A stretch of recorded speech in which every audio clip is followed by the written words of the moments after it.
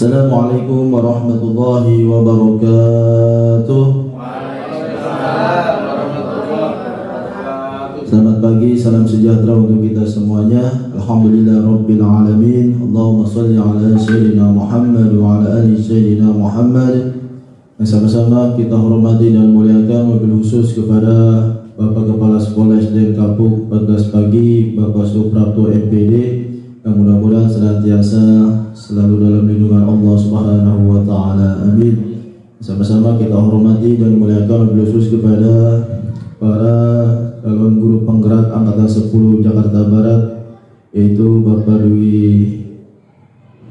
Ibu Rona dan Bapak Yuda, serta Bapak Ibu Guru SDN Kapuk 14 pagi yang mohon maaf namanya tidak bisa disebutkan satu persatu, namun tidak mengurangi rasa hormat dan rasa taklim. Mudah-mudahan kita semua yang kumpul pada pagi hari ini senantiasa Allah berikan rezeki yang banyak, rezeki yang halal dan barokah, dan mudah-mudahan senantiasa Allah Subhanahu wa taala selalu memberikan kita kesehatan. Amin ya rabbal alamin. Pertama, yang paling utama, di pagi yang penuh dengan kemuliaan dan kebahagiaan ini, tepatnya di tanggal 11 Juni 2024, alhamdulillah kita bisa bersilaturahim di sekolah yang kita cintai ini. Sekaligus kita akan mengadakan kegiatan, yaitu aksi nyata modul budaya positif yang akan nanti disampaikan oleh teman-teman kita. Mudah-mudahan acara kita pada pagi hari ini senantiasa Allah berikan kelancaran dan kemudahan. Amin ya rabbal alamin. Salawat dan salam semoga selalu tercurahkan untuk junjungan kita baginda Nabi Muhammad sallallahu alaihi wasallam yang telah memperjuangkan agama Islam dari alam kegelapan hingga alam terang dan benderang. Bapak Ibu yang berbahagia, izinkanlah saya di sini sebagai pembawa acara akan membawakan susunan acara. Acara yang pertama pembukaan, yang kedua menyanyikan lagu Indonesia Raya. Marilah kita buka acara kita pada pagi hari ini dengan membaca basmalah. Bismillahirrahmanirrahim. Acara yang kedua yaitu menyanyikan lagu kebangsaan Indonesia Raya. Dimohon kepada Bapak Ibu Guru untuk berdiri.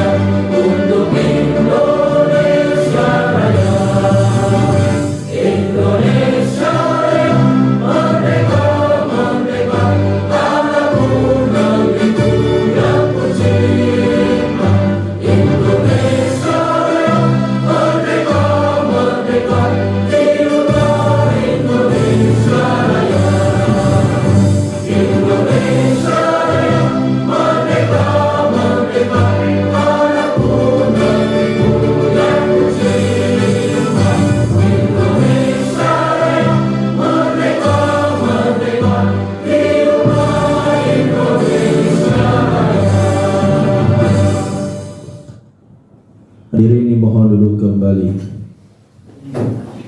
Selanjutnya marilah kita berdoa, mudah-mudahan acara kita pada pagi hari ini senantiasa Allah berikan keberkahan dan kemudahan serta kelancaran. Amin ya rabbal alamin.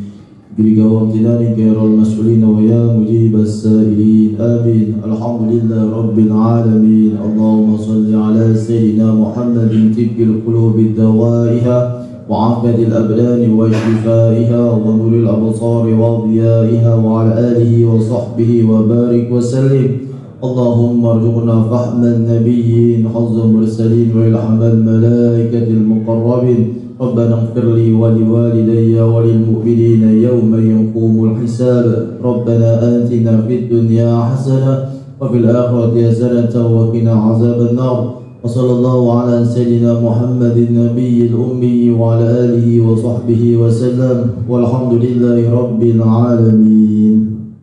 Selanjutnya marilah kita dengarkan sambutan dari Bapak Kepala Sekolah yang akan disampaikan oleh Bapak Suprapto MPD. Kepada beliau dengan segala hormat dipersilakan. Assalamualaikum warahmatullahi wabarakatuh. Ya, selamat pagi dan salam sejahtera untuk kita semuanya. Yang saya hormati Bapak Ibu Guru, kemudian yang saya hormati pula Bapak Ibu Guru, calon guru penggerak Angkatan 10 Jakarta Barat. Alhamdulillah pada kesempatan hari ini Bapak Ibu kita semuanya dalam keadaan sehat walafiat, sehingga kita bisa melaksanakan rutinitas kita. Bapak Ibu bekerja di SDN Kapuk 14 pagi ya. Bapak Ibu yang berbahagia, senang sekali dan bangga sekali Bapak Ibu bisa membersamai pada kesempatan hari ini, yaitu 3 orang dari calon guru penggerak yang ada di SDN Kapuk 14 pagi akan melakukan diseminasi terkait dengan budaya positif, yaitu tepatnya di modul 1.3.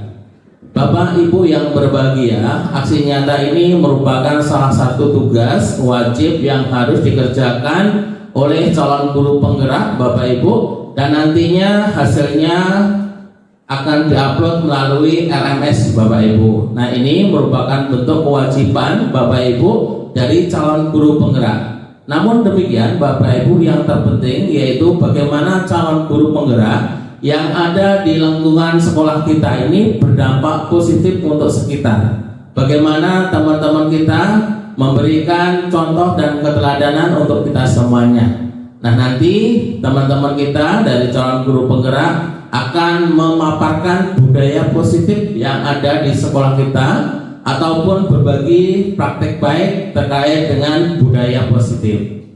Nah, Bapak Ibu yang berbahagia, saya dorong juga untuk Bapak Ibu guru yang belum mendaftarkan calon guru penggerak ya. Bapak Ibu mungkin nanti ada kesempatan lagi, silakan untuk Bapak Ibu guru untuk mendaftar mengikuti pendidikan calon guru penggerak sebagai salah bentuk untuk pengembangan kompetensi yang ada di diri kita ya. Tentunya kompetensi yang ada di diri kita ini diharapkan bisa berdampak untuk peningkatan kompetensi kita, kemudian berdampak pula bagi lingkungan sekitar kita.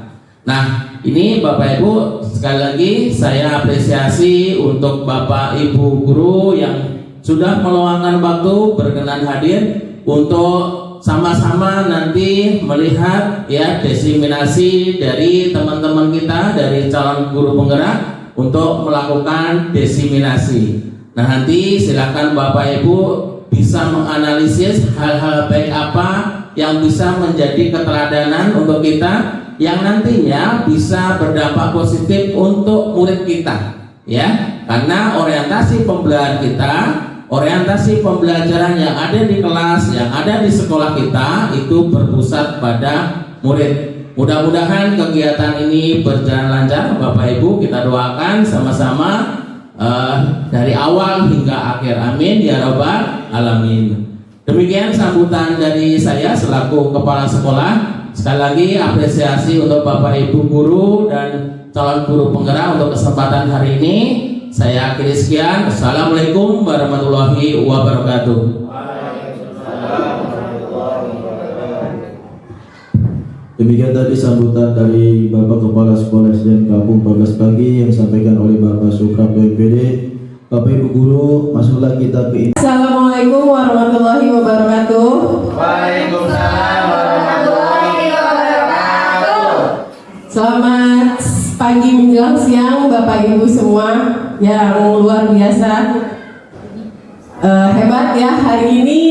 Alhamdulillahirobbilalamin kita bisa berkumpul dalam kegiatan modul 1.4 budaya positif calon guru penggerak angkatan 10. Di sini saya akan melakukan sebuah kegiatan diseminasi atau paparan tentang modul budaya positif. Ini sebagai salah satu bentuk pemenuhan tugas kami, ya saya dan Pak Yuda kemudian Pak Dwi sebagai calon guru penggerak angkatan ke-10.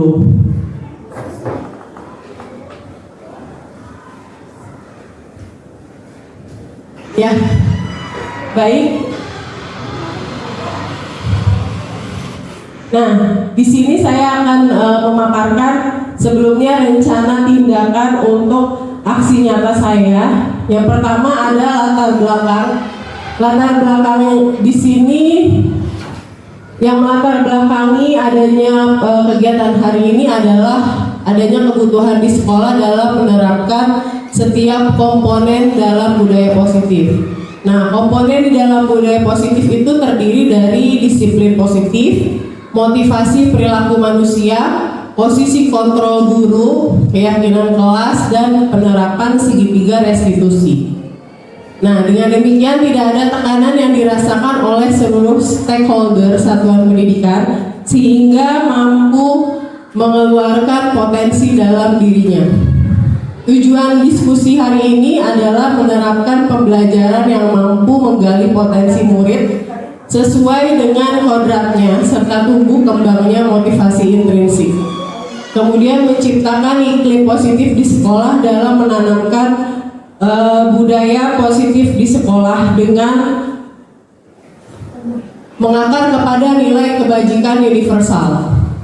Sebagai tolok ukur di sini adalah terlaksananya diseminasi konsep inti budaya positif di sekolah, kemudian terselesaikan masalah murid dengan penerapan restitusi, kemudian membuat keyakinan kelas oleh semua guru dan menjalankan keyakinan kelas dengan konsisten.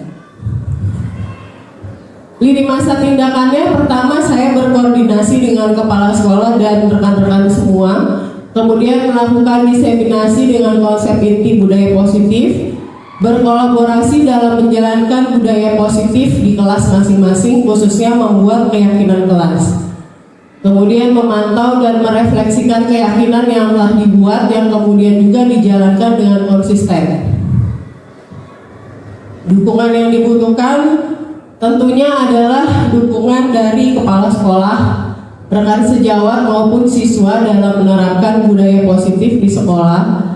Kemudian sarana dan prasarana yang menunjang program budaya positif di sekolah. Dukungan orang tua siswa dan masyarakat di sekitar sekolah dalam mewujudkan budaya positif. Oke Bapak Ibu, dari rancangan tindakan aksi nyata tadi, sebelum saya lanjutkan lebih jauh, kita mau ice breaking dulu ya Bapak Ibu ya. Saya minta kesediaan Bapak Ibu untuk berdiri.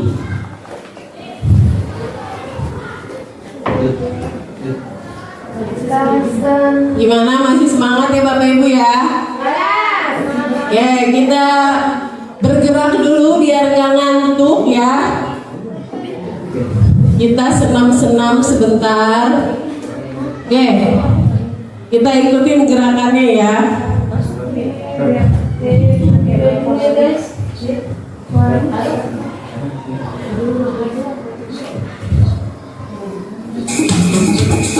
Ayo semuanya.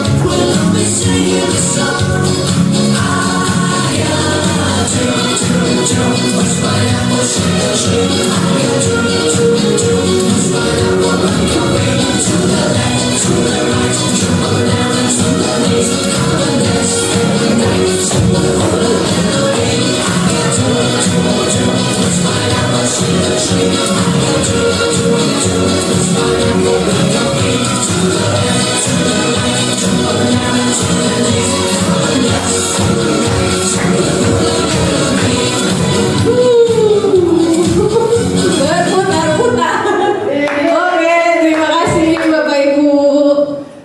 Silakan duduk kembali. Terus anak itu tugas kedua, tapi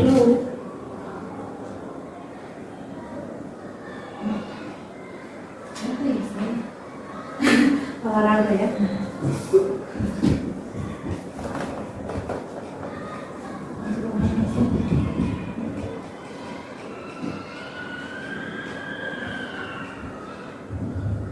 Baik, terima kasih Bapak Ibu atas atensinya.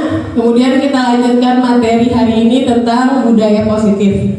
Nah, budaya positif adalah nilai-nilai keyakinan-keyakinan dan kebiasaan-kebiasaan positif di sekolah yang berpihak pada murid. Nah, konsep inti budaya positif di sini ada 8 inti. Yang pertama adalah perubahan paradigma belajar. Kemudian yang kedua disiplin positif, yang ketiga nilai-nilai kebajikan, yang keempat kebutuhan dasar manusia, yang kelima motivasi perilaku manusia, keenam posisi kontrol guru, ketujuh keyakinan kelas, dan yang terakhir segitiga restitusi. Yang pertama adalah perubahan paradigma belajar. Pembelajaran dengan paradigma baru merupakan pembelajaran yang dirancang berdasarkan prinsip pembelajaran berdiferensiasi, sehingga para peserta didik belajar sesuai dengan kebutuhannya berdasarkan tahap perkembangan dalam mewujudkan teori psikologi modern untuk mewujudkan profil pelajar Pancasila. Nah, di sini mungkin Bapak Ibu sering mendengar istilah diferensiasi ya dalam kurikulum Merdeka. Jadi kita sudah tidak lagi pembelajaran menerapkan pembelajaran yang teacher center dengan metode-metode yang lamanya menggunakan ceramah, dan ya maksudnya di sini ya kita tuh harus tahu kebutuhan murid kita itu apa dan kita menyesuaikan pembelajaran yang kita berikan dengan kebutuhan mereka gitu demi tercapainya profil pelajar Pancasila. Nah, di sini juga ada teori psikologi modern. Nah, teori psikologi modern ini maksudnya apa sih Bapak Ibu? Di sini adalah bahwa anak-anak itu teori psikologi modern itu adalah ilmu yang mempelajari tentang sikap atau mental manusia. Jadi kalau kita waktu kuliah belajar tentang psikologi pendidikan, ya kurang lebih seperti itulah. Jadi kita bisa bisa mengetahui tahap perkembangan anak kita udah sampai di mana. Kalau kita dulu belajar tentang teori perkembangan anak, tahapan-tahapannya itu masih ingat nggak Bapak Ibu? Tahap perkembangan anak yang ada 4. Ada tahap praoperasional, ada tahap sensori, ya kan? Ada tahap operasional konkret. Nah, kalau anak-anak kita itu karena kita mengajar di SD, ya kita sampai di tahap operasional konkret, di mana anak-anak itu belajar melalui apa yang mereka lihat dan mereka rasakan. Kemudian di sini, nah, mari kita praktikkan. Di sini ada dua orang, A dan B. Sobeklah secari kertas kecil, tuliskan benda atau sesuatu yang sangat berharga untuk Anda, letakkan di salah satu tangan Anda dan genggam benda atau sesuatu tersebut dengan segala daya upaya. Buatlah sebuah kepalan. Nah, teman Anda yang B mencoba dengan sekuat tenaga dengan berbagai cara untuk meminta Anda memberikan benda tersebut. Jadi nanti saya akan meminta 2 dari teman-teman untuk maju ke depan untuk mempraktikkan ini.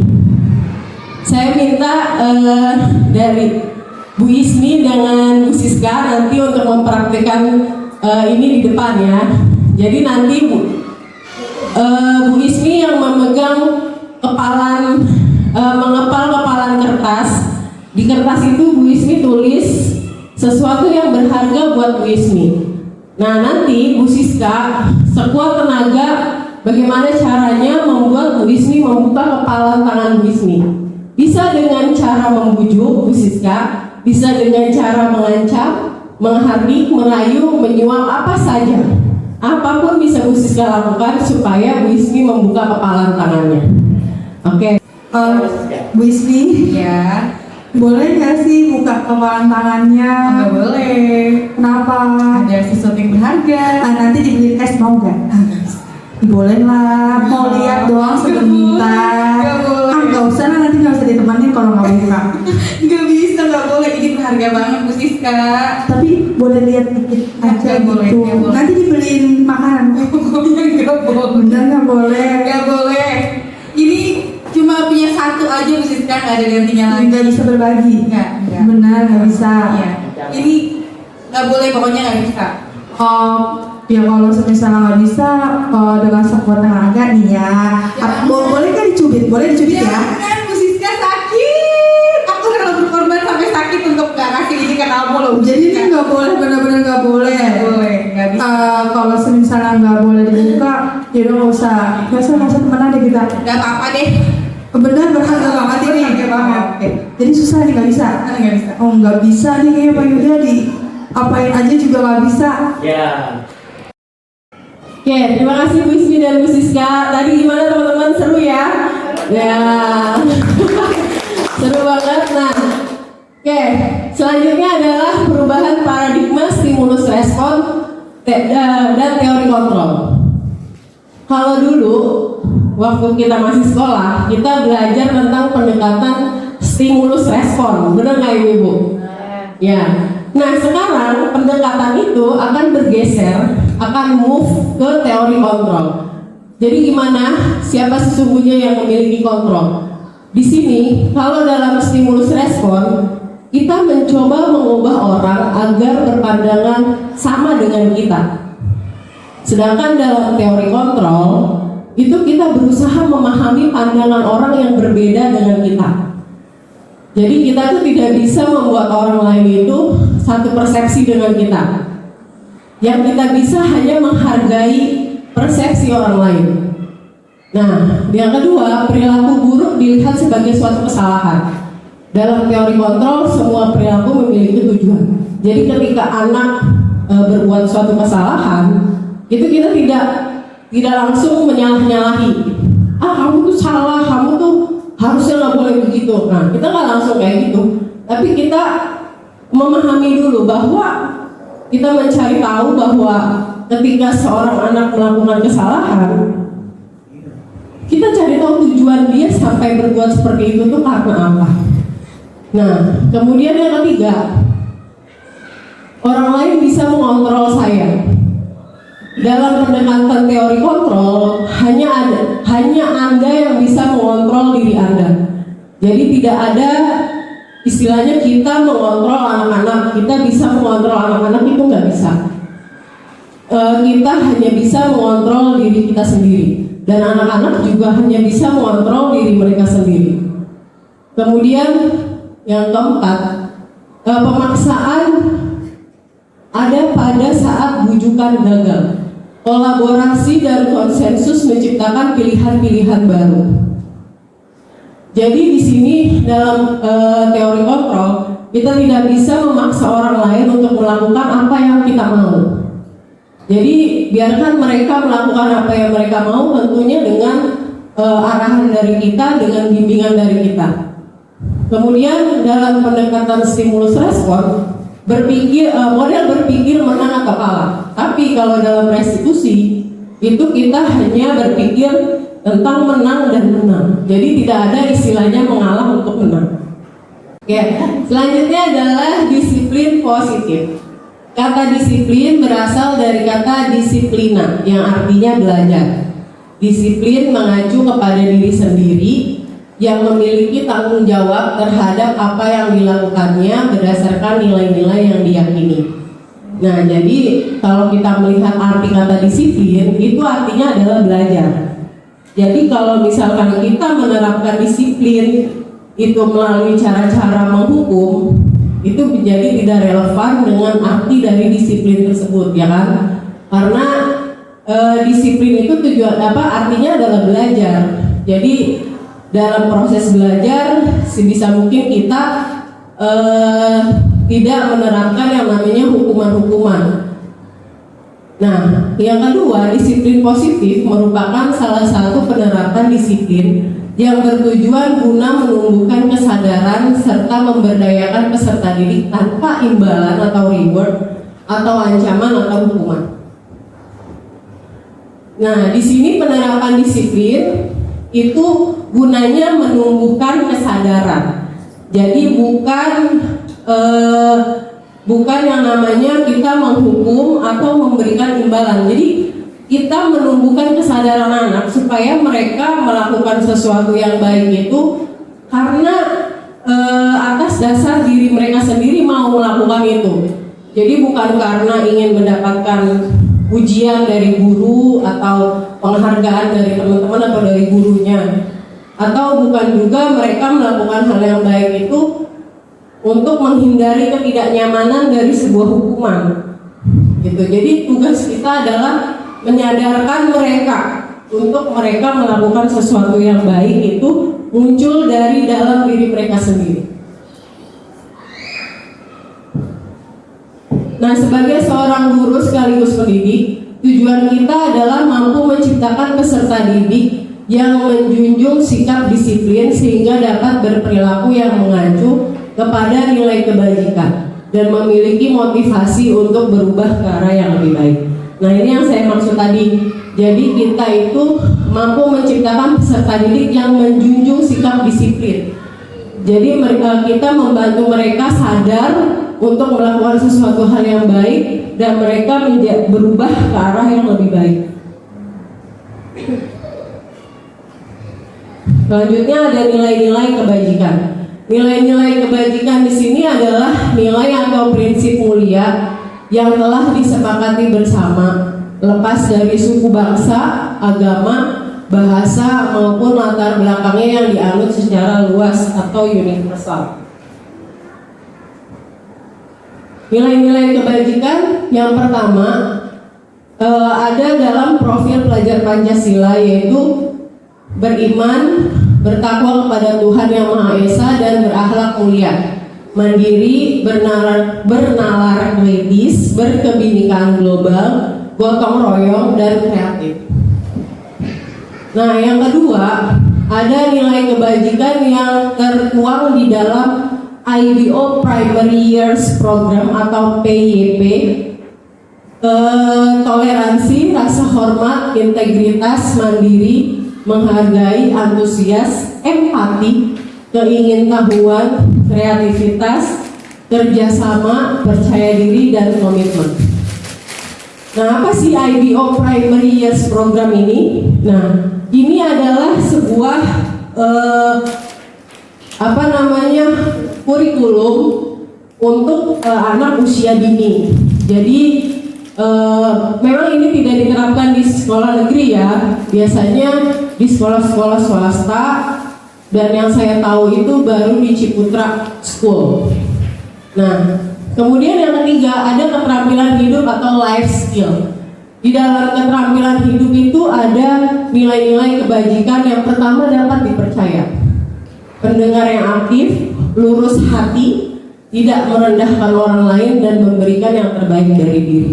Ini adalah nilai-nilai kebajikan yang bisa kita berikan untuk orang-orang yang ada di sekitar kita, terutama untuk anak-anak murid kita.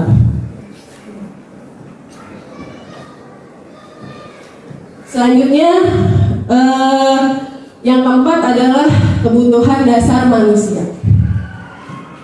Dalam poin kebutuhan dasar manusia itu saya jelaskan dulu apa sih maksudnya kebutuhan dasar manusia. Kebutuhan dasar manusia adalah segala bentuk yang kita lakukan untuk mendapatkan apa yang kita inginkan.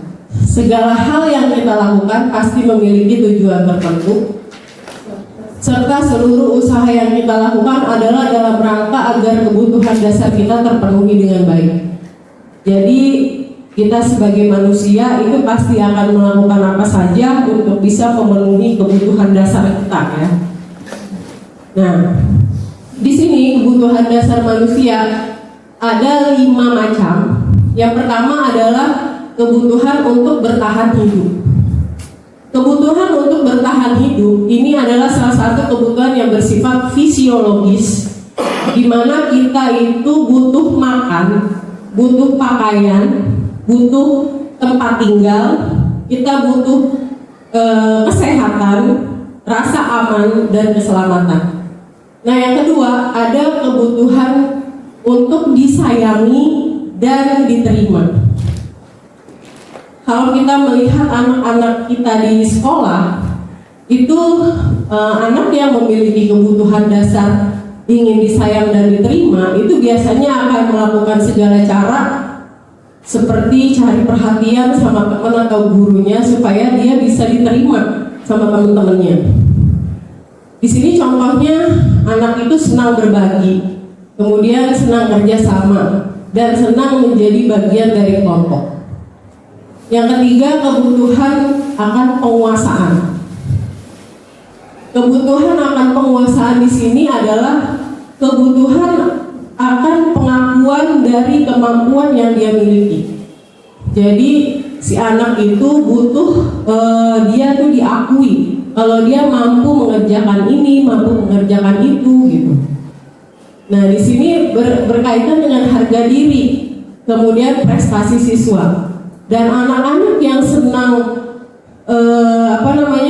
pengakuan atas kemampuannya ini, dia akan berusaha berlomba-lomba untuk menjadi pemimpin di dalam kelas maupun pemimpin di dalam kelompok. Kemudian yang keempat, ada kebutuhan akan kebebasan. Di sini anak yang memiliki kebutuhan dasar kebebasan yang lebih besar, itu dia akan senang mencoba hal yang baru. Kemudian dia mampu mengendalikan diri dan memiliki pilihan-pilihan yang lain. Kemudian kebutuhan akan kesenangan. Di sini contohnya ada bermain, tertawa, dan anak-anaknya cenderung humoris dan antusias ketika bermain atau mendengarkan temannya berbicara. Nah, ini adalah 5 kebutuhan dasar manusia yang bisa dibilang memang manusia ya seperti ini gitu. kita butuh bertahan hidup, kita butuh eksistensi, kita butuh kesenangan, kebebasan, dan juga kita butuh untuk disayang. Oke. Kemudian yang selanjutnya adalah motivasi perilaku manusia. Motivasi perilaku manusia ini merupakan sebuah dorongan yang timbul pada diri seseorang secara sadar atau tidak sadar untuk melakukan suatu tindakan dengan tujuan tertentu. Jadi motivasi itu adalah sebuah dorongan yang timbul dari diri kita sendiri, ya Bapak Ibu. Nah, di sini menurut Diane Bosson dalam bukunya Restructuring School Discipline menyatakan ada 3 motivasi perilaku manusia. Yang pertama, motivasi perilaku manusia untuk menghindari ketidaknyamanan atau hukuman. Yang kedua, untuk mendapatkan imbalan atau penghargaan dari orang lain. Yang ketiga, untuk menjadi orang yang mereka inginkan dan menghargai diri sendiri dengan nilai-nilai yang mereka percaya. Seperti yang sudah saya singgung di awal tadi, bahwa motivasi perilaku manusia itu cenderung pada 3 hal ini. Nah, yang pertama tadi, menghindari ketidaknyamanan dari hukuman. Murid melakukan disiplin diri karena dia takut dihukum. Ini merupakan motivasi ekstrinsik. Jadi mungkin saja yang selama ini kita lihat anak-anak yang rajin datang ke sekolah, kemudian anak-anak yang aktif mengikuti kegiatan ekstrakurikuler, atau anak-anak yang tidak pernah datang terlambat. Mungkin saja mereka berbuat seperti itu karena mereka takut dihukum. Ya, mereka menghindari ketidaknyamanan dari dihukum. Misalnya kalau kita sering masih menerapkan kayak yang datang terlambat terus kita hukum, berdiri di depan kelas. Nah, mungkin saja mereka tidak datang terlambat itu karena untuk menghindari itu. Nah, yang kedua, untuk mendapatkan imbalan atau penghargaan dari orang lain. Murid melakukan disiplin karena ingin mendapatkan imbalan, merupakan motivasi ekstrinsik. Jadi anak-anak yang disiplin atau mungkin anak-anak yang selalu mengerjakan tugas tepat waktu, mungkin motivasinya itu bisa saja untuk mendapatkan penghargaan atau reward dari gurunya.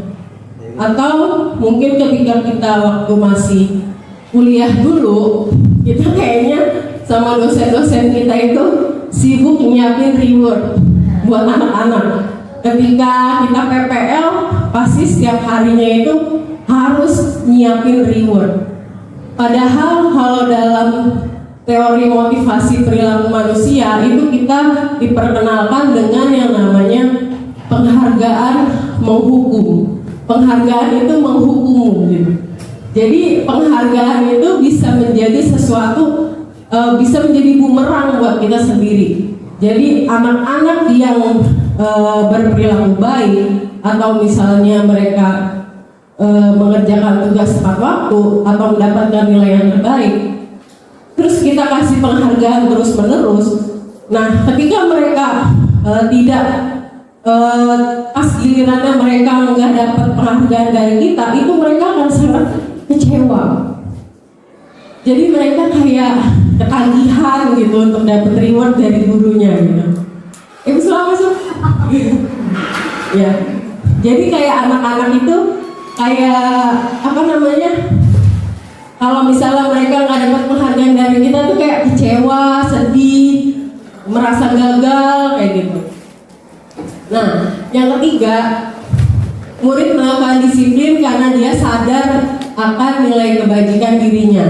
Ini merupakan motivasi intrinsik. Dan yang sudah dipaparkan tadi, yang kedua di awal itu memang karena pengaruh dari luar seperti hukuman dan juga penghargaan. Tapi kalau kesadaran itu pengaruh dari dalam diri kita sendiri. Itulah tugas kita sebagai guru, bagaimana kita mampu membangkitkan kesadaran anak-anak untuk berbuat sesuatu yang baik karena mereka ingin melakukan itu, karena mereka ingin menjadi contoh bagi teman-temannya, dan karena mereka tuh sadar akan nilai-nilai kebajikan yang mereka lakukan. Oke, di sini ada konsep disiplin dengan identitas gagal. Yang pertama, kita diperkenalkan, kita udah kenal ya namanya hukuman, kemudian penghargaan. Nah, nanti akan ada satu lagi. Nah, ini dia. Oh, dua lagi. Kita kalau konsekuensi udah sering ya kita dengar. Tapi kalau restitusi, saya pun baru dengar ketika mengikuti program guru penggerak. Yang selama ini saya tahu hanya hukuman, penghargaan, dan konsekuensi. Nah, ketika mengikuti PGP, saya diperkenalkan dengan yang namanya restitusi. Oke, yang pertama hukuman. Hukuman yang pertama itu tentu menyakitkan, kemudian tidak nyaman, murid takut, dan sifatnya memaksa. Kemudian murid cenderung menyembunyikan kesalahannya supaya tidak dihukum, dan murid menjadi rendah diri. Ya, kemudian yang kedua penghargaan. Penghargaan di sini yang tadi sudah saya singgung menjadi tidak efektif ketika seorang anak itu kecanduan dengan reward. Kemudian merusak hubungan. Jadi misalnya anak yang selalu dapat reward dari gurunya itu akan cenderung menimbulkan kecemburuan bagi teman-temannya yang lain. Jadi misalnya kalau dalam kelas kita ada anak yang kemampuannya di bawah, itu akan merasa ada kecemburuan sosial dengan temannya yang selalu kita sebut-sebut. Misalnya si Airin pinter, terus si Bintang kurang. Terus kita selalu nyebut-nyebut nama Airin. Nah, si Bintang ini menjadi iri, menjadi cemburu gitu sama si Airin karena selalu disebut-sebut sama gurunya. Jangankan anak murid ya, kita sendiri aja pasti kayak gitu. Kalau kita lagi posisi kita sebagai pembelajar, sebagai siswa gitu, kalau misalnya kita melihat teman yang selalu diagung-agungkan sama gurunya, kita pasti juga akan rasa cemburu ya, dan juga iri. Nah, kemudian penghargaan itu mematikan kreativitas. Kenapa bisa dibilang mematikan kreativitas? Ada yang bisa bantu jawab dari teman-teman? Kenapa penghargaan itu bisa mematikan kreativitas?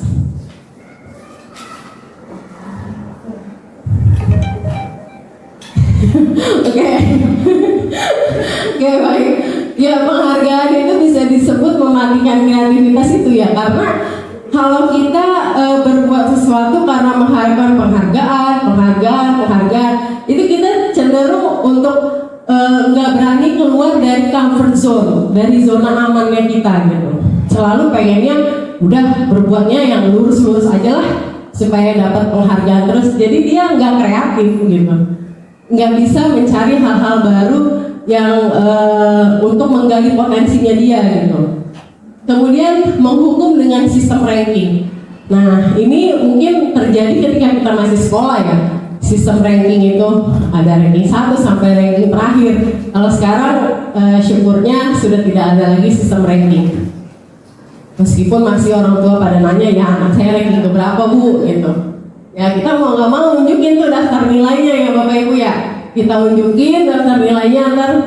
Ya sebenarnya sistem ranking itu evaluasinya memang gini, menjadi tidak baik kalau misalnya kita tulis peringkat 1 sampai 10 A, B, C, D, E, F, G. Sedangkan bagi anak yang tidak masuk ke dalam ranking 10 besar, itu akan merasa terhukum sama apa yang sudah dia dapatkan dari gurunya gitu kan. Karena namanya tidak tertulis di situ, di papan tulis gitu. Nah, padahal kalau misalnya kita lihat sisi positifnya dari ranking itu adalah yaitu sebenarnya bahan evaluasi untuk anak-anak, untuk orang tua murid, ya kan? Supaya orang tua murid itu tahu, oh kemampuan anaknya tuh sampai di sini. Tapi ya bukan untuk kita jadikan pameran lah sistem ranking itu. Kita tulis di papan tulis tuh ranking 1 sampai 3 atau segala macam. Nah itu sebenarnya udah tidak perlu. Kemudian yang terakhir, merampas hak menghargai. Selanjutnya ada konsekuensi dan juga restitusi. Dalam konsekuensi di sini terdapat penguatan jangka panjang. Kemudian perlu monitoring berkelanjutan. kemudian stimulus respon, murid menghormati peraturan, kehilangan waktu untuk merenungi kesalahan. Kalau kita bandingkan dengan restitusi, kita lihat yang pertama, murid bertanggung jawab untuk perilakunya sendiri. Kemudian fokus pada pemecahan masalah jangka panjang. Kemudian murid menghormati dirinya dan orang lain. Teori kontrol atau dirinya memegang kontrol. Dan yang terakhir, murid bersemangat memperbaiki kesalahan. Jadi kalau dalam restitusi itu anak itu diajak untuk mencari solusi dari kesalahan atau permasalahan yang dia perbuat. Nanti kita akan bahas di depan ya. Nah, di sini ada konsep disiplin pendekatan restitusi. Pengertian restitusi. Restitusi merupakan sebuah proses menciptakan kondisi bagi murid untuk memperbaiki kesalahan mereka, sehingga mereka bisa kembali pada kelompok mereka dengan karakter yang lebih kuat. Oke, menciptakan kondisi bagi murid untuk memperbaiki kesalahan mereka. Nah, ciri-cirinya bukan menebus kesalahan, namun belajar dari kesalahan. Kemudian memperbaiki hubungan. Kemudian tawaran bukan paksaan. Dan ciri yang keempat, menuntun melihat ke dalam diri, mencari kebutuhan dasar yang mendasari tindakan, fokus pada karakter bukan tindakan, menguatkan dan fokus pada solusi. Nah, dari yang sudah dijabarkan tadi, kita cari perbedaan antara hukuman, konsekuensi, dan restitusi. Kalau dalam hukuman, guru menghukum siswa untuk hormat bendera 10 menit, dan saya pun mengakui saya pernah melakukan itu. Ya, kemudian guru marah dan murid menjadi takut. Itu juga saya pernah melakukan itu. Kemudian yang kedua, konsekuensi. Guru memberikan konsekuensi untuk mengerjakan PR-nya saat istirahat atau dikerjakan sebanyak 3 kali lipat. Misalnya kalau dulu kita pernah ngalami mungkin sama guru kita waktu sekolah, kalau misalnya kita datang terlambat terus kita suruh nulis, saya berjanji saya tidak akan datang terlambat 1 halaman buku gitu, atau mungkin nulis 1 buku, bukan sih gurunya kalau 1 buku. Ya, itu adalah salah satu bentuk konsekuensi. Nah, kemudian guru tegas dan siswa menghormati peraturan. Dan yang terakhir, restitusi. Guru menanyakan keyakinan kelas atau dirinya dan membantu siswa menyelesaikan masalahnya. Ya, jadi di sini guru, ketika kita menghadapi suatu masalah dari anak-anak murid kita, itu kita tidak langsung menghukum atau kita tidak langsung memberikan konsekuensinya, tapi kita terapkan dulu yang namanya restitusi. Nah, di dalam restitusi itu nanti ada 3 tahapan yang nantinya akan saya jelaskan lagi di depan. Ya, kemudian di sini guru terbuka dari siswa menghormati dirinya dan orang lain. Nah, posisi kontrol guru. Di sini ada 5 posisi kontrol guru. Yang pertama, posisi guru sebagai penghukum. Yang kedua sebagai teman. Yang kedua sebagai pembuat rasa bersalah. Yang ketiga sebagai teman. Yang keempat sebagai pemantau. Dan yang kelima sebagai manajer. Nah, di sini kenapa disebut sebagai posisi sebagai penghukum?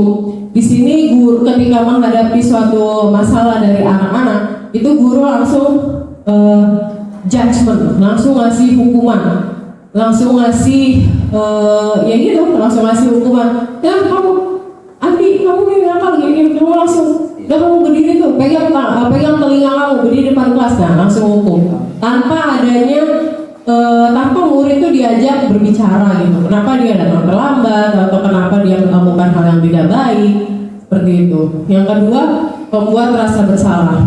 Di sini guru memposisikan dirinya itu bagaimana caranya dia berbicara dengan anak murid yang melakukan kesalahan itu, dia membuat si anak itu merasa bersalah atas kesalahan yang dia perbuat. Ya, padahal sebenarnya bisa jadi kita nih sebagai guru yang mungkin kitanya yang belum sempurna gitu. Tapi kita memposisikan diri kita itu, kita membuat anak itu merasa bersalah atas kesalahan yang dia perbuat. Nanti ujung-ujungnya kalau kayak gitu anaknya jadi apa? Jadi sedih, jadi minder, jadi tidak percaya diri kayak gitu. Kemudian yang ketiga, posisi kontrol sebagai teman. Di sini kita mengajak anak-anak untuk berdialog atas kesalahan yang dia perbuat. Kita ajak berdialog, kita posisikan diri kita sebagai temannya dia, gitu.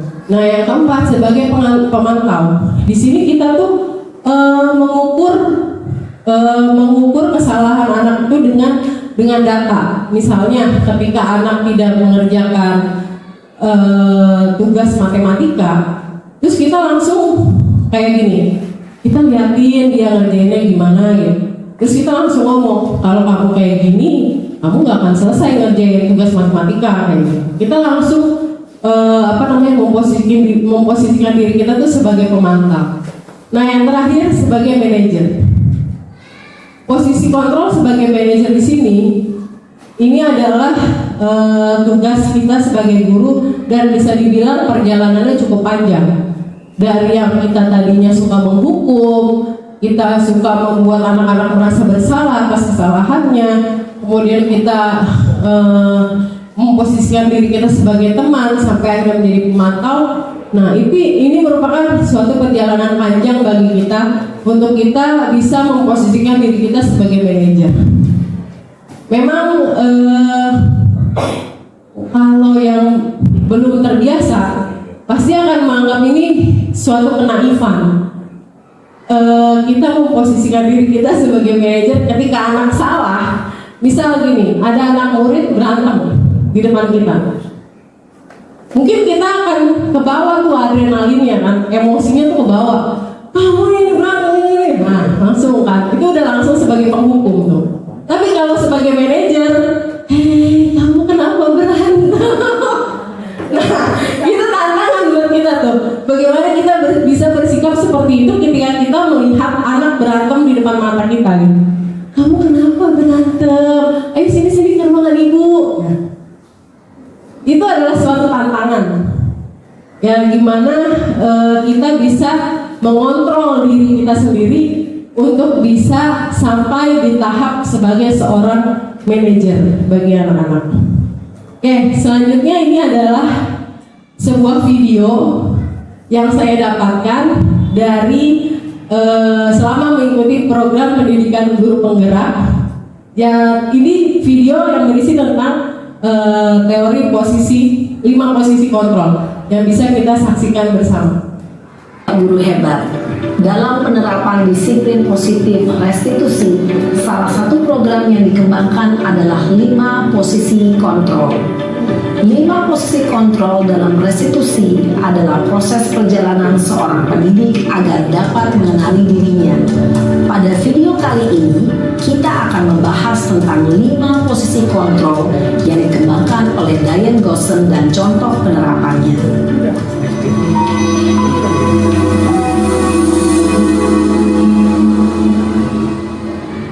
5 posisi kontrol itu adalah: 1. Posisi penghukum. 2. Posisi pembuat merasa bersalah. 3. Posisi teman. 4. Posisi pemantau atau monitor. Dan 5. Posisi manajer. Untuk lebih memahami kelima posisi tersebut, mari kita saksikan kasus Naren yang terlambat hadir 20 menit di sekolah dan melihat bagaimana kelima posisi kontrol dalam menghadapi masalah tersebut.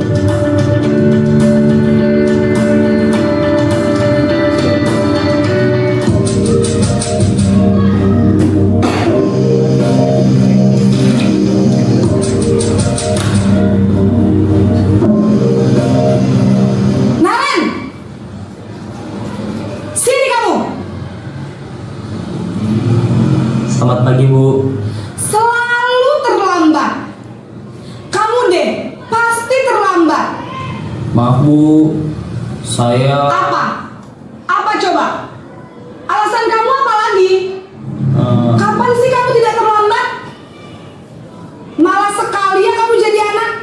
saya... Dasar pemalas. Gak kapok-kapok sih kamu. Sudah berapa kali terlambat? Sana, kamu keliling lapangan basket 2 kali. Kenapa saya harus keliling lapangan basket, Bu? Kenapa? Kamu melawan ibu. Berani-beraninya jawab. Sudah terlambat, masih berani jawab pula. Sekarang, keliling lapangan basket 5 kali sekalian. Biar kapok. Cepat. Pergi sana ke lapangan basket. Posisi penghukum biasanya berbicara dengan nada tinggi, menghardik, menunjuk-nunjuk, menyakiti, dan menyindir. Hukuman bisa berupa fisik maupun psikis. Ibu dan bapak guru hebat. Dampak yang terjadi pada murid ketika guru berada pada posisi penghukum adalah murid cenderung akan memberontak, bahkan menyimpan dendam.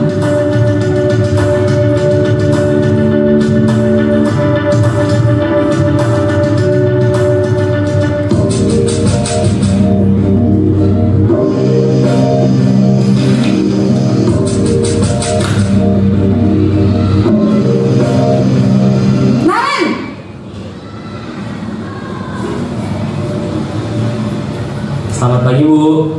Naren, kamu kenapa terlambat lagi, nak? Ya Tuhan, Naren, kamu senang ya bikin ibu susah ya? Kalau kamu terlambat lagi, nanti ibu yang ditegur bapak kepala sekolah, nak. Disangka ibu tidak bisa membina kamu. Duh, gimana ini?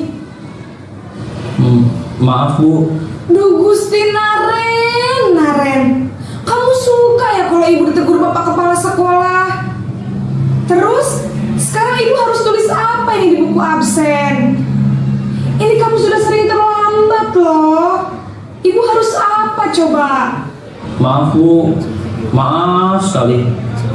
Ya sudah, lain kali jangan bikin ibu susah lagi ya, nak ya. Ibu tidak akan kuat lagi kalau kamu begini terus. Bisa jantungan kalau ibu ditegur bapak kepala sekolah. Sana cepat ke kelas. Maaf ya, Bu. Maaf sekali. Posisi pembuat rasa bersalah berbicara dengan nada tenang, cenderung lembut. Namun kata-kata yang diutarakan membuat murid merasa menjadi orang yang gagal, memandang buruk dirinya sendiri, merasa tidak berharga, dan tidak sanggup membahagiakan orang lain. Ketika guru mengambil posisi pembuat rasa bersalah, murid akan menganggap dirinya yang bersalah dan ia akan menyimpan emosi negatif tersebut di dalam dirinya.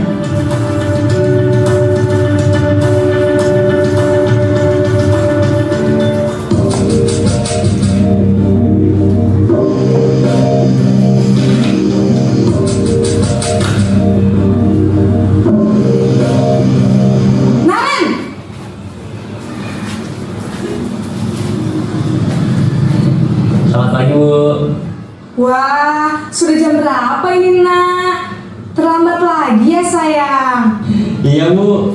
Habis ibu saya lupa bangunkan saya, Bu. Kamu malah menyalahkan ibu kamu. Kamu bukannya anak yang larinya paling kencang. Kok terlambat sih? Iya, Bu. Saya memang terlambat bangun tadi. Jadi, biarpun saya lari kencang, tetap gak kekejar, Bu. Ya sudah sana. Nanti lain kali larinya lebih kencang lagi ya. Biar gak terlambat lagi. Bikin seneng ibu. Demi ibu. Bisa kan? Bisa lah, Bu. Ya sudah, sana masuk kelas. Ibu beresin urusan absen kamu. Kamu ini ada-ada saja. Dalam posisi teman, guru berbicara dengan nada suara ramah, akrab, cenderung bersenda gurau untuk menjaga suasana tetap santai. Murid akan merasa senang, aman, dan akrab dengan guru. Identitas yang tercipta adalah identitas sukses atau berhasil.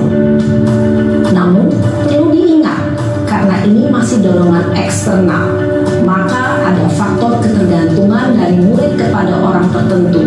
Di sini guru absennya, sehingga pada di lain waktu murid bisa berperilaku baik, namun hanya kepada orang-orang tertentu saja.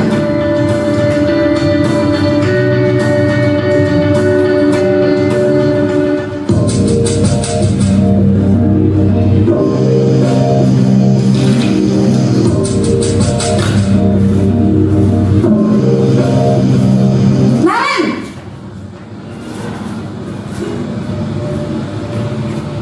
Selamat pagi, Bu. Naren, apa peraturan sekolah kita tentang jam berapa kita harus masuk sekolah, nak? Kita harus di sekolah jam 7, Bu. Iya betul, sekarang sudah jam 7.20. Naren sudah tahu konsekuensinya jika terlambat hadir. Paham, Bu. Saya harus tinggal kelas pas jam istirahat selama 20 menit. Iya benar, konsekuensinya demikian. Jadi nanti jam 9.30 pas istirahat, kamu harus tinggal di kelas, kerjakan tugas tambahan untuk ketertinggalan kamu, ya? Baik, Bu.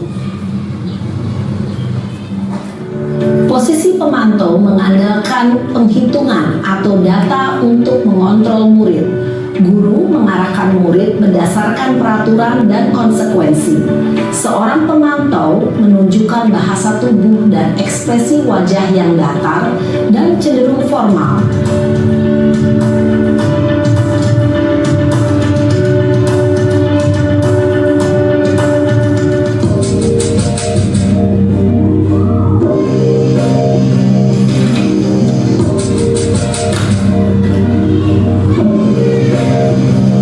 Naren!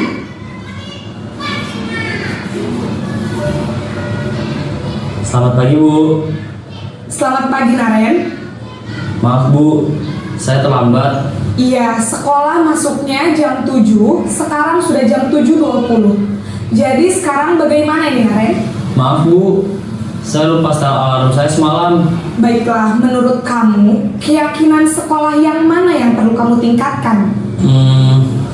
Menghargai diri sendiri dan orang lain mungkin ya, Bu. Setuju. Jadi, apakah Naren meyakini prinsip saling menghormati tersebut? Iya, Bu. Saya meyakininya. Apakah Naren bersedia memperbaiki masalah keterlambatan ini? Bersedia, Bu. Bagaimana kamu akan perbaiki masalah keterlambatan ini? Saya akan coba untuk tidak lupa menyetel alarm saya, Bu. Baik, kalau Naren lupa menyetel alarm di rumah, ada orang yang kira-kira bisa bantu mengingatkan tidak? Ada, Bu. Kakak saya, Kak Emma. Ada lagi selain Kak Emma? Selain Kak Emma, ada ibu saya. Baik, jadi yang mengingatkan Naren adalah Kak Emma dan ibu kamu ya? Kira-kira akan mulai setel alarm kapan nih, Naren? Setelah pulang sekolah, akan segera saya lakukan. Baik, jadi Naren akan setel alarm untuk bangun besok pagi dan akan diingatkan oleh kakak dan ibunda Naren ya. Ada lagi yang mungkin perlu dilakukan, Naren, agar tidak terlambat bangun lagi? Tidak ada, Bu. Baik, Naren, terima kasih untuk kerjasama kamu. Sekarang kamu perlu kembali ke kelas untuk belajar. Baik, Bu. Terima kasih. Posisi manajer adalah posisi kontrol yang disarankan untuk membimbing murid memiliki sikap disiplin yang positif, yaitu murid yang mandiri, bertanggung jawab, dan dapat memecahkan masalah. Tujuan dari posisi ini adalah agar murid dapat berefleksi atas tindakannya. Guru akan dengan tulus memberikan pertanyaan-pertanyaan bermakna, sehingga membuat murid dapat belajar dari kesalahannya dan mencari sebuah solusi untuk menyelesaikannya. Ibu dan bapak guru hebat, setelah mengamati adegan kelima posisi kontrol tadi, kira-kira posisi mana yang paling ideal? Posisi mana yang dapat menunjang motivasi intrinsik murid? Ya, tentu posisi manajer. Posisi ini memang posisi ideal yang ingin dituju setiap pendidik. Pada posisi inilah, guru dapat menerapkan disiplin positif yang berpihak pada murid, yang memerdekakan murid. Perjalanan seorang pendidik tentunya tidak mudah untuk sampai pada posisi seorang manajer. Namun, tujuan kita pasti, yaitu menciptakan murid-murid yang mandiri, merdeka, dan bertanggung jawab. Semoga penggambaran 5 posisi kontrol yang telah diperlihatkan ini dapat menjadi ajang refleksi bagi kita semua agar dapat terus mengasah dan menerapkan disiplin positif yang memerdekakan murid. Mari terus berlatih dan bersemangat. Selamat menerapkan. Salam dan bahagia Ibu dan Bapak Guru hebat. Baik, terima kasih Bapak Ibu yang sudah menyaksikan video tadi ya tentang 5 posisi kontrol guru. Nah, sekarang coba nih, kalau berdasarkan video yang tadi sudah Bapak Ibu saksikan, menurut Bapak Ibu, sekarang Bapak Ibu ini sudah sampai di tahap mana? Ayo coba, Bu Siska, menurut Bu Siska, sekarang Bu Siska udah sampai di tahap mana? Mungkin di tahap teman kali ya, karena kan ngajar di kelas 4. Untuk penghukuman tuh kayaknya udah nggak ada, karena mungkin itu terlalu ini ya, benar-benar membuat anak-anak tuh jadi takut. Sebenarnya karena mereka kelas 4 itu kan beranjak dewasa, harusnya mereka setidaknya menurut saya itu udah mengerti antara salah dan benar. Tapi saya di sini memposisikan sebagai teman yang mana mereka mungkin butuh teman untuk bercerita di rumah, di sekolah tentang apapun yang mungkin mereka mau sampaikan kepada saya. Gitu sih, untuk saat ini masih di posisi teman aja. Oke, terima kasih Bu Siska. Boleh beri tepuk tangan untuk Bu Siska. Oke, selanjutnya nih, kalau kita boleh jujur sama diri kita sendiri, kita sudah sampai di tahap mana untuk Bu Dela? Ya, terima kasih Bu Rona. Saya sih kalau lihat sehari-hari mungkin terkadang ada di titik membuat rasa bersalah. Karena saya kebetulan ngajar di kelas 1, mungkin anak-anak lebih paham kalau kita ngomong dengan begini ya, nanti Bu Guru begini gitu ya, masih kayak gitu. Sama teman sih agak dikit ke posisi teman. Sama kayak Bu Siska bilang, kalau untuk penghukum nggak mungkin ya, karena kelas 1 juga untuk dihukum kayaknya nggak ke situ arahnya. Jadi di titik membuat rasa bersalah sama ke arah teman. Gitu. Oke, baik, Terima kasih. Bu Dela. Boleh beri tepuk tangan untuk Bu Dela. Oke, selanjutnya kalau Bu Ana.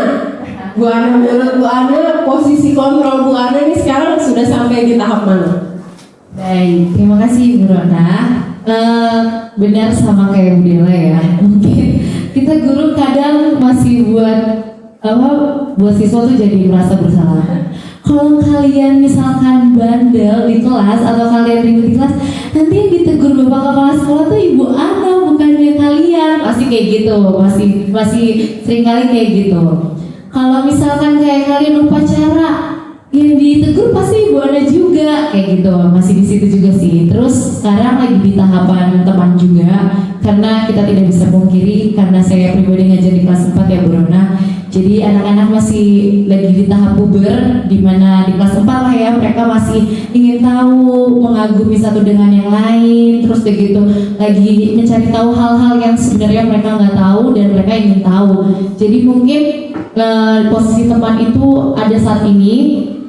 Beberapa kasus saya pernah alami, mereka baru tahu sesuatu dari media sosial dan mereka mungkin menutupi itu semua dari orang tuanya, tapi dia lebih cerita sama kita gurunya, mungkin dia merasa lebih nyaman sama kita. Jadi ketika sama orang tuanya, masa sih Bu dia ngelakuin itu, kayak nggak mungkin deh Bu, tapi itu benar terjadi dan dia ceritanya sama kita karena mungkin mereka sudah lebih nyaman sama kita dibanding orang tuanya di rumah. Seperti itu Bu Rona. Terima kasih. Oke, baik, terima kasih Bu Ana. Wah. Ya, jadi itu pun sama. Saya juga mengalami hal itu ya. Kayaknya kita semua sebagai guru hampir semuanya mengalami.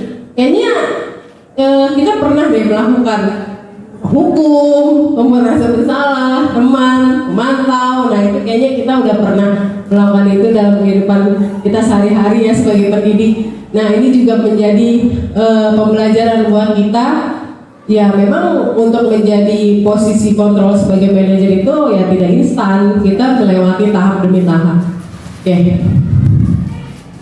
Nah, kalau dari video yang tadi sudah disaksikan, coba nih, menurut Bapak Ibu, posisi kontrol apakah aku? Bapak atau Ibu kecewa sekali dengan kamu? Nah, ini masuk ke posisi kontrol apa nih? Oke, membuat rasa bersalah. Benar atau tidak? Ya, benar ya. Membuat rasa bersalah. Nah, kemudian yang kedua, kamu tidak pernah benar mengerjakannya. Mantap. Sebagai apa? Ada yang menghukum, ada yang memantau. Coba yang menghukum. Yang memantau. Oke. Ya, ini posisinya sebagai penghukum. Ya, karena dia langsung menghardik. Kamu tidak pernah benar mengerjakannya. Kalau yang ketiga, tolong anak-anak dengarkan Bapak Ibu. Teman, oke. Kamu tidak akan pernah selesai kalau cara belajarmu seperti ini. Mantap. Mantap. Nah, yang terakhir, apa rencanamu dalam menyelesaikan masalah ini? Oke.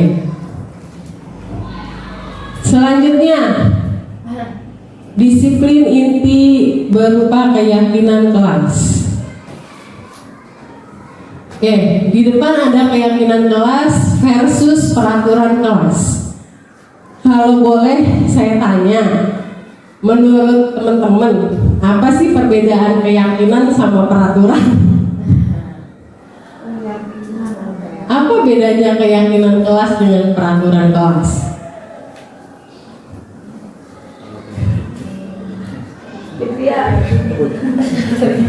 Ya, Bu Ana, apa bedanya Bu Ana? Baik, terima kasih Bu Rona. Kalau salah jangan dimarahin ya. Oke, kalau menurut pendapat saya, kalau keyakinan kelas itu di mana sesuatu yang dibuat disepakati bersama antara kedua belah pihak, ya, antara si peserta didik dengan guru. Jadi kita kompromikan dulu nih, apa nih yang anak-anak mau dari apa yang ada di dalam kelas ini, peraturan ya. Keyakinan kelas. Kalau peraturan mungkin yang sesuatu yang udah dibuat si guru tanpa melibatkan pendapat dari peserta didik, itu yang saya tahu. Ya. Terima kasih Bu Ana. Ya, jadi ternyata jawaban Bu Ana benar-benar 100. Jadi memang gitu ya Bapak Ibu. Keyakinan kelas itu kita melibatkan komunikasinya tuh dua arah. Jadi kita melibatkan anak-anak, kita sepakati bersama. Kalau peraturan ya itu kita buat sendiri. Nah, anak-anak tinggal mengikuti peraturan yang kita buat. Oke, selanjutnya. Nah, di sini ada contoh penerapan keyakinan kelas. Yang pertama, mengapa kita memiliki peraturan tentang penggunaan helm pada saat mengendarai kendaraan roda 2 atau motor? Kemudian, mengapa kita memiliki peraturan tentang membuang sampah ke dalam tong sampah? Kira-kira kenapa kita punya peraturan tentang dua hal ini? Kenapa kita kalau naik motor itu harus pakai helm? Kira-kira tujuannya untuk apa Bapak Ibu? Selamatkan diri. Untuk keselamatan diri kita sendiri. Selain keselamatan untuk apa aja? Supaya aman dalam. Nah, aman untuk keamanan juga ya Bapak Ibu ya. Oke. Kalau kenapa kita harus membuang sampah ke dalam tong sampah? Kira-kira tujuannya untuk apa tuh teman-teman? Supaya lingkungan kita bersih. Ya, untuk lingkungan kita supaya bersih. Jadi untuk nilai jadi dalam dua aturan ini terdapat juga nilai-nilai kebajikan ya tadi, nilai kebajikan keselamatan, kebersihan, seperti itu. Nah, selanjutnya ada keyakinan kelas. Salah satu disiplin positif yang dapat diterapkan dalam membangun budaya positif di lingkungan sekolah khususnya di dalam kelas. Keyakinan kelas dibuat bersama dengan peserta didik melalui kegiatan musyawarah dan membuahkan kesepakatan kelas yang diyakini kebaikannya serta dijalankan oleh guru dan murid secara konsisten. Jadi di sini ada tahapan-tahapan membuat keyakinan kelasnya. Yang pertama kita diskusi dulu nih sama anak-anak kita. Kita munculkan dulu peraturan-peraturan apa yang mau kita buat. Kemudian merumuskan peraturan menjadi keyakinan. Dalam proses merumuskan peraturan itu ada tahapan di mana kita mengubah kalimat yang tadinya negatif menjadi kalimat yang positif.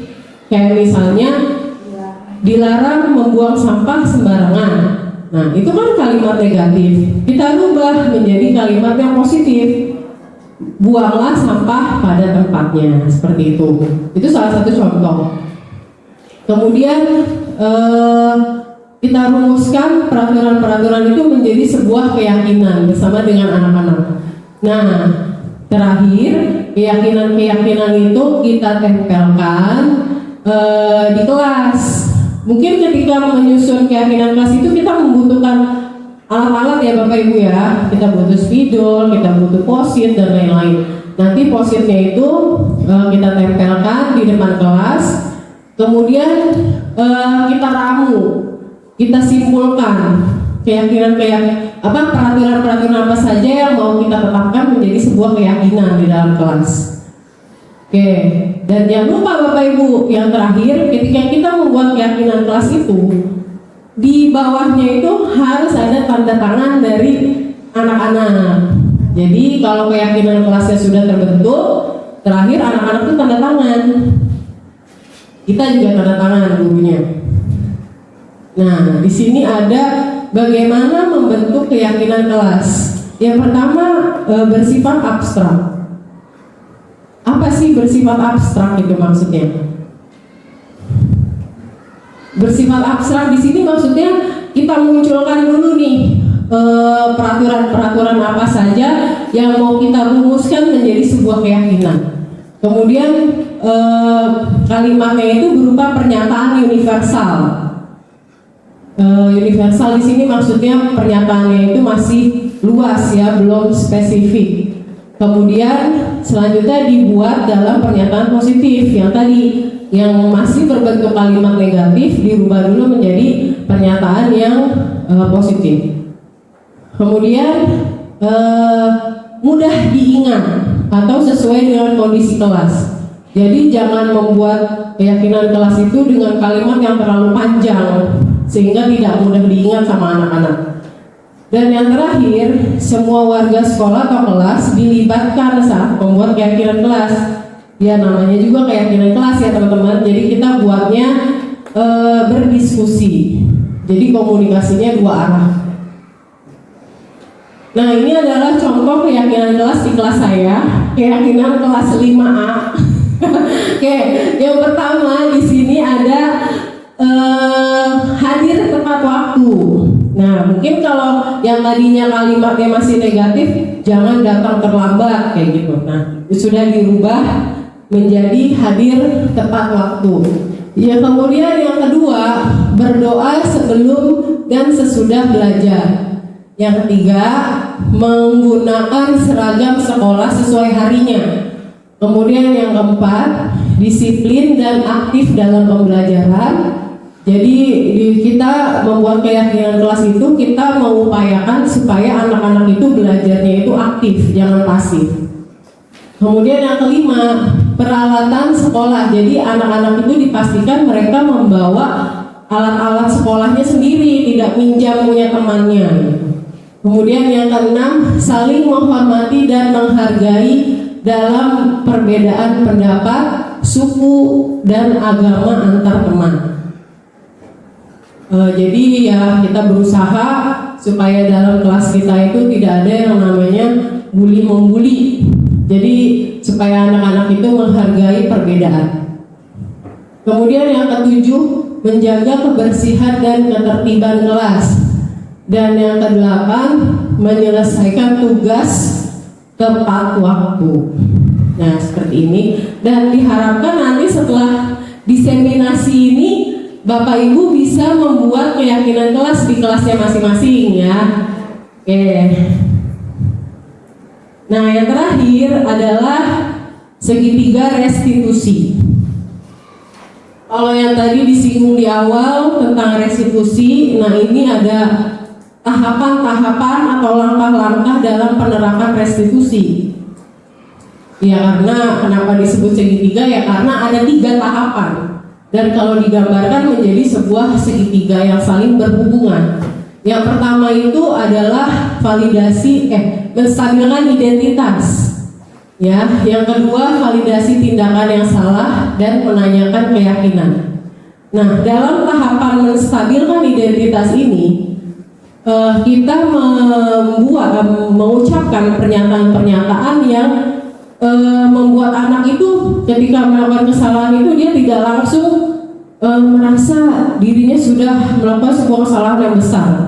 Jadi kita kuatkan dulu dirinya kayak tenang, ibu tahu kamu salah, tapi kamu harus tenang kayak gitu. Jadi kita meyakini anak-anak itu supaya meyakinkan anak-anak supaya mereka itu kalau setiap orang itu pernah berbuat salah. Jadi kamu nggak sendirian. Kayak gitu. Terus yang kedua dalam validasi tindakan yang salah, di sini ada tahapan di mana langkah-langkahnya itu adalah kamu tentu punya alasan kenapa melakukan itu. Jadi kita ajak anak itu berdialog supaya mereka menyadari apa yang mereka perbuat itu pasti punya tujuan dan punya alasan. Dan di tahap yang terakhir menanyakan keyakinan. Di sini kita menanyakan kepada mereka, kepada anak-anak kita, dari perbuatan yang mereka perbuat itu mereka melanggar keyakinan kelas yang mana, dan mereka diajak untuk mencari solusi dari kesalahan yang mereka perbuat. Oke, nah ini ya menstabilkan identitas berdasarkan prinsip membuat kesalahan adalah bagian dari proses pembelajaran. Maka berbuat salah itu adalah kodrat manusia, karena sejatinya manusia pasti pernah berbuat salah. Kemudian tidak ada di dunia ini manusia yang sempurna. Dan ibu atau bapak tidak mencari siapa yang salah, tapi ibu dan bapak mencari solusi dari permasalahan ini. Kemudian validasi tindakan yang salah berangkat dari prinsip setiap perilaku untuk berupaya memenuhi kebutuhan tertentu.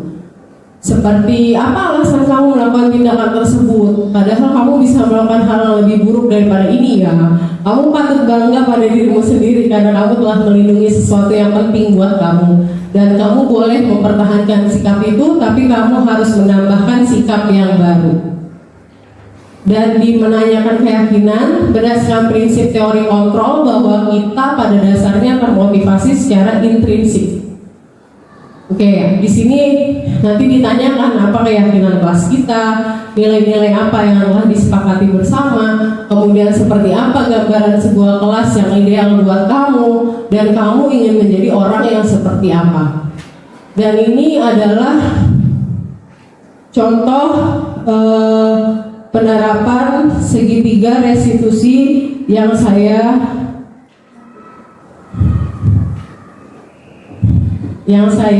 sudah terapkan. Bapak, gimana kabar sama hari ini? Alhamdulillah. Bapak tahu nggak kenapa ibu panggil begini? Ya.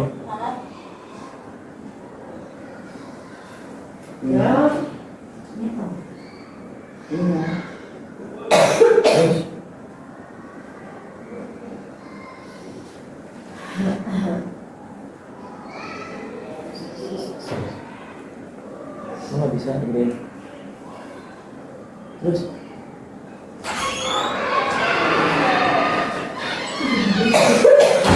belum weh? Belum. Apa yang lagi dikat?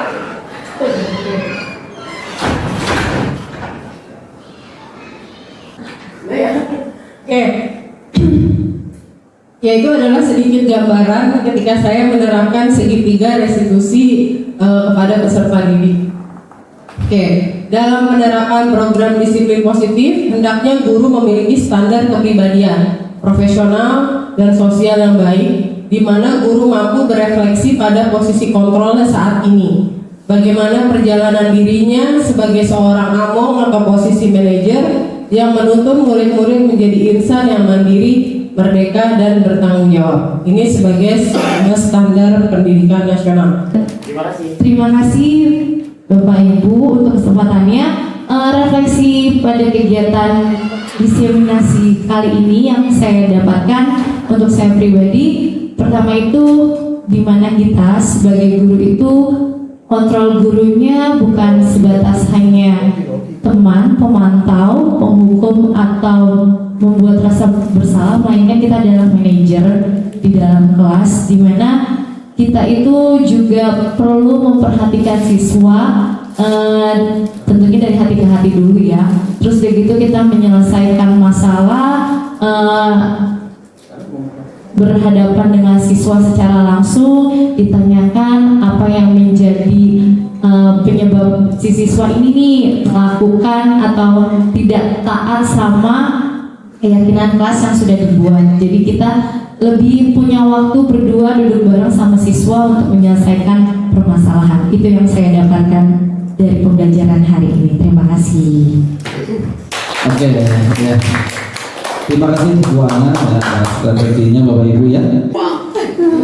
Ya baik, Bapak Ibu, dari pemaparan yang tadi sudah dijelaskan sama Bapak Ibu, cukup membuat saya belajar hal-hal yang sebenarnya menurut saya tadi saya agak sedikit kaget ya dengan penghargaan, karena menurut saya dulu itu penghargaan adalah salah satu yang didambakan dalam kelas. Maksudnya kita tuh harus kasih reward atau penghargaan bagi anak-anak yang aktif, anak-anak yang mungkin baik gitu. Tapi ternyata penghargaan itu juga berdampak negatif untuk yang lainnya. Mungkin waktu itu kita nggak melihat kalau misalnya penghargaan itu membuat yang lain iri, karena kita justru maunya tuh yang lain termotivasi. Tapi ternyata memang benar ada anak-anak yang mungkin belum mengenal dirinya, jadi ya udahlah yang biasa dikasih penghargaan adalah dia. Jadi mereka berpikirnya ya dia aja yang nantinya akan diberikan reward atau yang dikasihkan penghargaan. Jadi dari penghargaan itu juga buat yang lain jadi nutup kreativitasnya, jadi nggak membuka apa ya kreativitasnya gitu sih Pak. Jadi tadi juga yang restitusi itu kita juga baru belajar ternyata guru itu bukan hanya teman, karena kita pikir teman itu biar kita tuh mendapatkan simpati dan empati dari anak tuh di kelas tuh dia anggap oh kalau guru jadi teman tuh apapun jadi mudah. Ternyata bukan hanya teman, dan posisi teman itu juga benar, teman itu menurut saya ada rasa memakluminya. Tapi kalau misalnya di manajer kan kita mungkin ngelihat rulesnya kita sebagai teman juga, sebagai pemantau juga, yang mungkin itu lebih efektif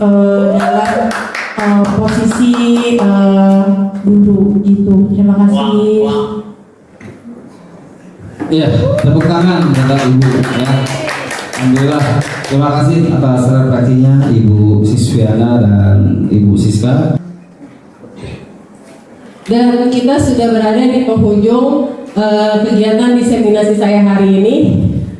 Semoga paparan ini bisa bermanfaat buat teman-teman semua dan tentunya buat saya sendiri. Dan semoga sesi belajar kita nanti bersama peserta didik kita itu membawa manfaat sehingga dapat mewujudkan pelajar atau siswa-siswa yang berprofil pelajar Pancasila. Salam Merdeka Belajar. Terima kasih.